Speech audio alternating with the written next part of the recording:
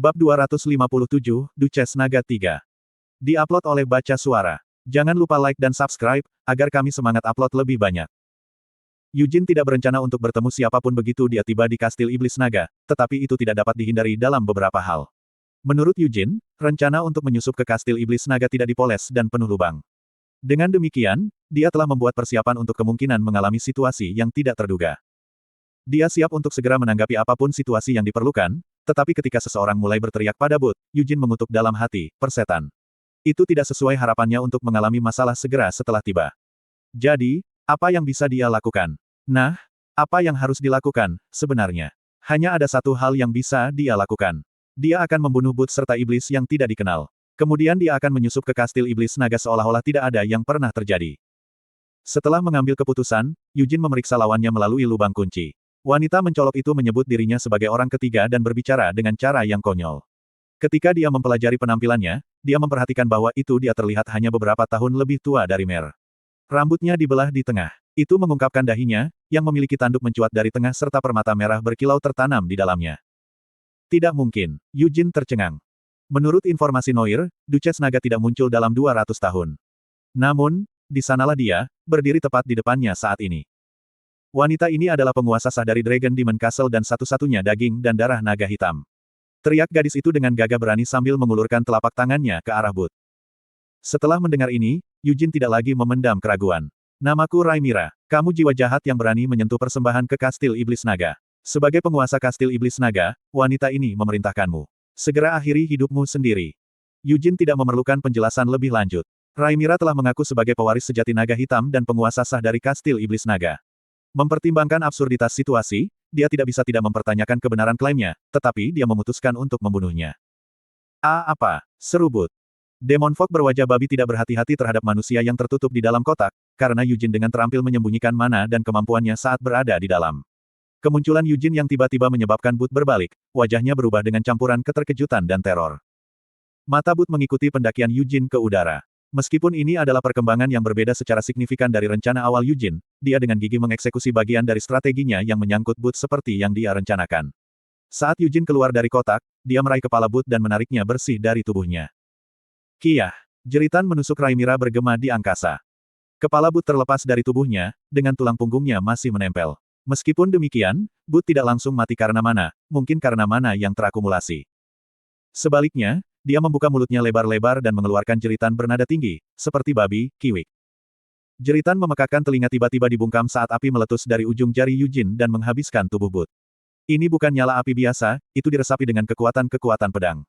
Kekuatan itu terwujud sebagai bola emisi yang saling terkait dan setajam silet yang tanpa henti merobek Bud, yang terjebak di jantung pusaran yang menggelora. Bud mati-matian berusaha meregenerasi tubuhnya berkali-kali. Namun demikian, terjebak dalam batas-batas api penyucian tak terbatas, usahanya. Setiap kali tubuhnya mulai terbentuk lagi, itu segera menjadi debu oleh serangan skill yang tak henti-hentinya. Yujin telah mengasah api penyucian tak terbatas dengan sempurna di kehidupan sebelumnya, menjadikannya senjata yang sempurna untuk melenyapkan iblis dengan kemampuan regeneratif yang kuat. Tubuh Bud terus terkoyak oleh api penyucian tak terbatas, menguranginya menjadi potongan-potongan yang tidak dapat diidentifikasi. Meskipun masih hidup, kemampuan regenerasinya gagal dengan cepat, dan hanya masalah waktu sebelum dia menemui kematian terakhirnya. Jeritan yang pernah bergema di seluruh ruangan sekarang dibungkam, dan satu-satunya suara yang tersisa adalah derak api dan pusaran kekuatan pedang. Yujin memalingkan muka dari Bud dan menatap lurus ke depan. Hai! Rhaimira mundur dengan ekspresi pucat, matanya yang besar bergetar ketakutan. Yujin melihat sekeliling untuk memastikan tidak ada setan lain yang bersembunyi di dekatnya sebelum mengalihkan perhatiannya padanya. Dia memeriksanya dengan cermat, memperhatikan penampilannya. Ketika Yujin melihat lebih dekat pada Rhaimira, dia menyadari bahwa meskipun dia tidak memiliki kemiripan yang tepat dengan Raizakia, ada kesamaan tertentu.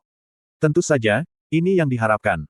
Bentuk Rhaimira saat ini adalah hasil dari polimorf, kemampuan yang biasa digunakan oleh naga. Sementara penampilannya yang seperti manusia berbeda dari bentuk aslinya, beberapa sifat tetap ada. Misalnya, naga yang menggunakan polimorf sering mempertahankan warna mata dan rambut asli mereka untuk membedakan diri mereka sendiri. Rambut hitam dan mata ungu Rhaimira adalah anggukan yang jelas untuk garis keturunannya sebagai naga hitam.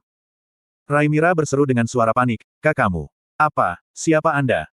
Kata penyusup muncul di benaknya, menyebabkan kakinya gemetar dan jantungnya berdegup kencang.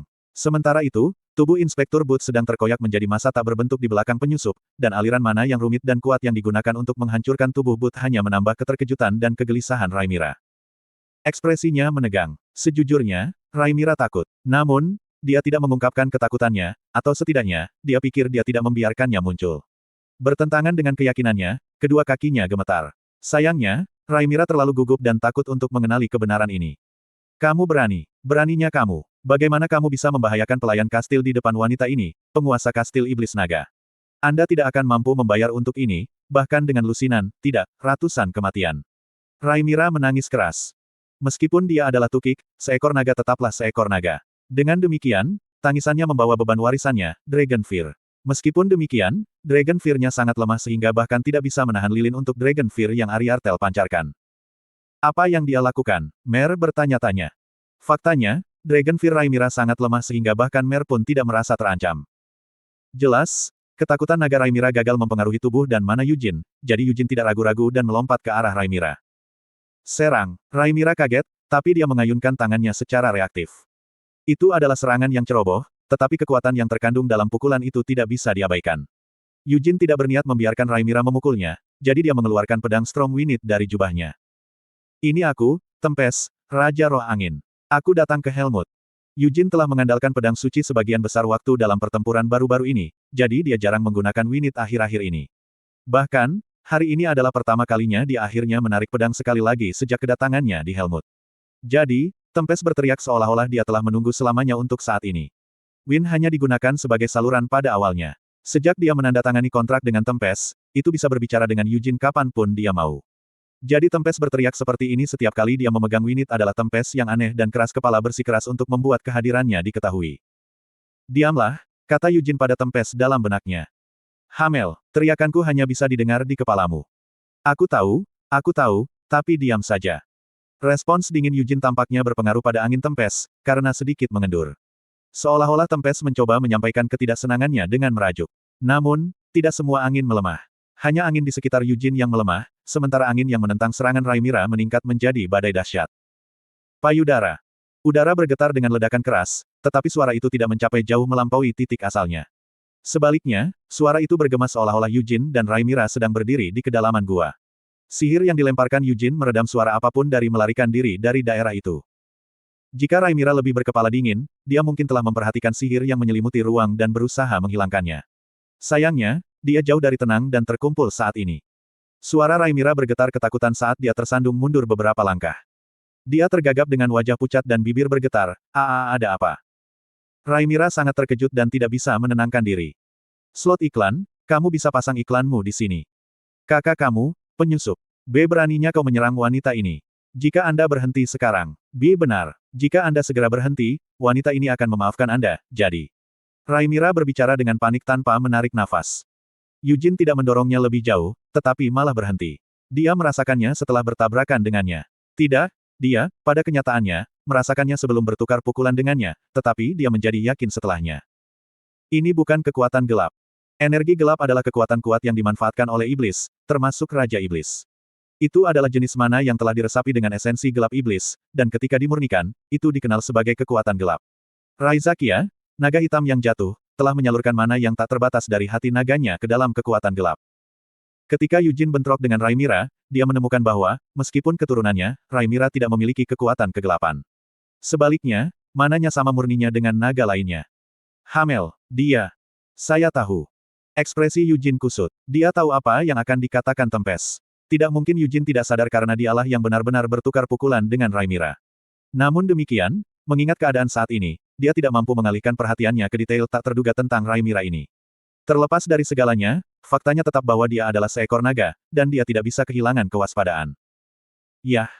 Meskipun Rhaenyra meraba-raba seolah-olah dia tidak pernah bertarung dalam hidupnya dan meskipun teriakannya tidak mengandung sedikit pun martabat milik naga, Yujin tidak lengah.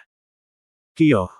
Terlepas dari kepribadian, nada, dan jeritannya yang tak ada habisnya, jelas bahwa Rhaenyra bukanlah lawan yang bisa diambil dengan mudah. Itu sedang dibuktikan kepadanya sekarang. Yujin dengan hati-hati menghitung setiap serangan pedangnya, bertujuan untuk tidak memberikan pukulan mematikan kepada Rhaenyra tetapi untuk menaklukkannya dan menggunakannya untuk menemukan Raizakia melalui mantra Drakonik Akasha. Dia harus menahan kekuatan penuhnya dan membatasi serangannya hanya untuk memotong apa yang mereka sentuh. Rencananya bukan untuk mengakhiri hidup Rhaenyra tetapi untuk memotong anggota tubuhnya untuk melumpuhkannya. Meskipun begitu, semuanya tidak berjalan seperti yang diinginkan Yujin. Meskipun pedangnya melakukan kontak dengan tubuh Rhaenyra beberapa kali, satu-satunya hal yang diputuskan oleh api ganas dan kekuatan pedang adalah bagian dari pakaiannya. Pedang dan kekuatan pedangnya pasti telah melakukan kontak dengan kulitnya, tapi tidak ada goresan di atasnya, apalagi luka. Rhaenyra juga terkejut dengan hasilnya. Dia sendiri tidak bisa mempercayainya, dan matanya dipenuhi dengan keheranan saat dia melihat kulitnya yang tidak terluka. Ah! Ahahaha! Ahahaha! Lihat! Dasar penyusup manusia rendahan. Pedang lemahmu bahkan tidak bisa menembus kulit wanita ini. Kamu bahkan tidak akan membuatku menumpahkan setetes darah pun. Rhaenyra segera mengubah sikapnya dan dengan bangga membusungkan dadanya. Kemudian dia mengulurkan tangannya ke arah Yujin, membiarkan lengan bajunya mengepak seolah ingin pamer. Bertobatlah dari dosa-dosamu, mohon pengampunan dan hidupmu. Wanita ini penyayang, dan jika kamu dengan tulus memohon belas kasihan, dia akan mempertimbangkan kembali untuk memaafkanmu. Kekecewaan Yujin terasa jelas saat dia mengerutkan kening pada Winit dan kekuatan pedang, tidak memperhatikan kata-kata Rhaenyra yang tidak masuk akal. Sebaliknya, dia menatap Winit dan kekuatan pedang dengan cemberut. Angin Winit semakin kencang seolah menanggapi tatapan kecewa Yujin. Tempest menyampaikan bahwa harga dirinya telah terluka. Kemudian ekspresi Yujin menjadi gelap saat dia mengalihkan tatapannya ke Rhaenyra, yang gemetar ketakutan. Dia telah menahan diri selama pertarungan mereka, tetapi jelas baginya bahwa itu dia harus menggunakan kekuatan mematikan untuk menaklukkannya. Itu tidak akan berhasil kecuali kita berniat membunuhnya, kata Yujin dengan tekad baja. Rahang Rhaenyra jatuh karena terkejut, dan dia tersandung mundur beberapa langkah. Kakinya masih gemetar, dan dia bisa merasakan keringat dingin di dahinya. Maksud, berniat membunuh. Jadi, kamu datang ke sini dengan tujuan membunuhku. Apakah Anda tahu siapa wanita ini? Apa kau tahu apa yang kau katakan ketika? Yujin mengabaikan kata-kata gagap Rhaenyra. Dia menempatkan Winit kembali ke jubahnya dan merentangkan jari-jarinya, membuat suara berderak dingin yang membuat tulang belakang Rhaenyra menggigil. Rhaenyra merasakan dorongan untuk melarikan diri, tetapi harga dirinya sebagai naga melarangnya membelakangi musuh dan menunjukkan tanda kelemahan. Bahkan dengan tidak adanya saksi, dia tidak bisa membiarkan dirinya melarikan diri dari penyerbu manusia belaka. Sementara itu, Yujin menurunkan postur tubuhnya tanpa sepengetahuan atau pertimbangan pemikiran Rhaenyra yang saling bertentangan. Kilatan petir ungu dari kilatan petir membutakan garis pandang Rhaenyra, dan pikirannya yang gugup dan ketakutan bereaksi dengan penundaan. Wah! Rhaenyra berangin. Musuhnya telah menyerangnya dari depan. Yujin telah menempatkan semuanya dengan cepat tanpa mencoba menggunakan teknik yang rumit. Bahkan jika Rhaenyra tidak gugup dan takut, dia tidak mungkin bereaksi tepat waktu. Yujin telah meluncur ke arahnya dalam garis lurus dan membanting bahunya ke solar plexus sambil melingkarkan kedua lengannya di pinggangnya. Sekarang, kaki Yujin terangkat dari tanah, dan tubuhnya melayang di udara, ditopang oleh mana yang mengalir melalui dirinya. Dia melingkarkan lengannya lebih erat di pinggang Rhaenyra dan mendorongnya ke tanah. Dengan gemuruh keras, dia membanting punggungnya ke tanah dan terus mendorongnya ke bawah. Yujin telah belajar dari serangan sebelumnya bahwa kekuatan pedang tidak dapat membahayakan naga, bahkan dalam bentuk manusia menggunakan polimorf. Namun, dia bisa menggunakan kekuatan belaka untuk menahannya dan merampas kebebasannya. Berjuang di bawah berat Yujin, Rhaenyra menjerit, "Kiyah!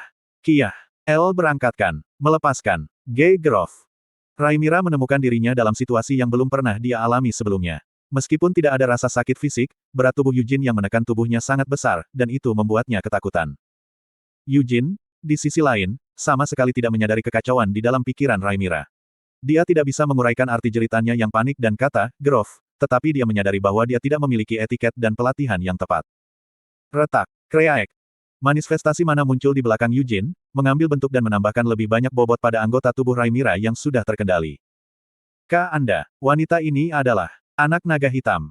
Kalau kau melukai sehelai rambut pun di tubuh wanita ini, naga hitam tidak akan memaafkanmu. Kamu akan menguap tanpa jejak oleh Dragon Breath-nya. Dan jiwamu akan menderita selamanya di dalam. Diam saja, perintah Yujin. Tinjunya terhubung dengan pipi Rhaenyra meskipun pukulan itu tidak menyebabkan rasa sakitnya, dia tiba-tiba berhenti berteriak saat kepalanya tersentak ke samping. Setelah hening beberapa saat, mata Rhaenyra mulai berkaca-kaca. Dengan kepala masih menoleh ke samping, dia perlahan mengalihkan pandangannya ke arah Yujin. Anda, pukul aku. Suaranya bergetar karena tidak percaya dan marah. Anda, pukul aku. Yujin mengangkat tinjunya lagi, dan Rhaenyra mundur dengan tangisan tertahan. Dia menutup matanya dengan erat sementara air mata mengalir di wajahnya. Namun, alih-alih memukulnya lagi, Yujin memegang pipinya dengan salah satu tangannya. Bueh! Bibir Rhaenyra mengerucut seperti bibir ikan mas di antara jari-jari Yujin. Yujin memelototi wajah bodoh itu dengan acuh tak acuh. Mata naga itu bertemu dengan mata manusia, dan dia merasakan gelombang ketakutan membasahi dirinya. Mata emasnya dingin dan tidak berperasaan, seperti binatang buas yang akan menyerang mangsanya. Mata Rhaenyra yang bergetar memperhatikan tangan Yujin. Dia tidak bisa tidak bertanya-tanya apa yang dia rencanakan. Ketika ibu jari dan jari telunjuknya mendekati dahinya seperti sepasang penjepit, jantung Raimira berdegup kencang ketakutan. Tunggu, bukan itu. Berhenti. Raimira berteriak buru-buru. Namun, dengan pipinya diremas, kata-katanya keluar tercium, dan yang didengar Yujin hanyalah omong kosong. Retak. Saat jari-jari Yujin mendekati permata di tengah dahinya, seberkas petir hitam berderak. Kick. Raimira menjerit menusuk tidak seperti yang pernah dia pancarkan sebelumnya. Jeritannya sebelumnya karena takut dan panik, tapi yang ini adalah hasil dari rasa sakit yang nyata, dan itu merobek udara. Kurasa aku seharusnya tidak mencabutnya, pikir Yujin. Perlawanan yang dia rasakan signifikan dan tidak biasa. Jadi, alih-alih mencoba menarik permata itu keluar, Yujin menjentikkan ujung jarinya ke sana. Kiai. Mata Raimira berputar ke belakang, dan dia berhenti berteriak, akhirnya pingsan dengan busa keluar dari mulutnya. Yujin merasa lega karena ini membuat segalanya lebih mudah baginya. Dia berdiri, mengeluarkan akasya dari jubahnya, dan menatap bentuk bawah sadar Raimira. Saya beruntung, katanya. Yujin tidak menyangka akan bertemu dengan Duchess Naga segera setelah memasuki kastil Iblis Naga. Dengan senyum senang, dia mengarahkan hati naga akasya ke dahi Raimira. Kekuatan mantra drakonik akasya mulai terungkap.